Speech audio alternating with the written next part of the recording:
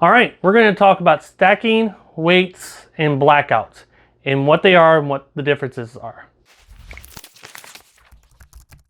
When you're stacking, you can either stack with weight or stack without weight. There are some crops that need weight, which we use a 15-pound paver, and you're going to stack 6 high for these crops, put the top on, and put a brick on. So that's stacked weighted, is what you got there.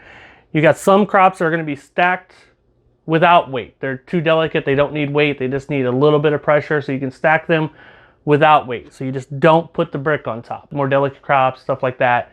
You can ask questions in the group and everything else to figure out which ones them are. But yeah, so this is stack weighted. And then we have blackout. So blackout is this when you're going to turn the crops upside down, a tray over, and you're going to black it out. There's very few crops that really need a blackout period. So arugula is one of them. So we just took these out today. We stacked arugula for 2 days weighted, and then we black it out for 1 day. And we just put a top tray on top of it. Some crops you're going to use a deeper tray, like beets. You're going to use a deeper tray because they're going to grow a little bit taller. Leeks, you want to use a deeper tray because they're going to grow a little taller in blackout.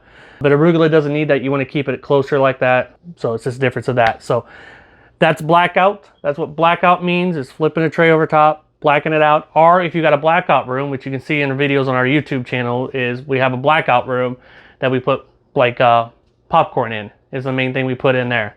You could put other stuff in there. You could put arugula in there and just black it out like that or whatever, but we just use it for popcorn. So that basically covers stacked, weighted, and blackout. If you got any more questions, let me know. Other than that, see you in the next one, and happy growing.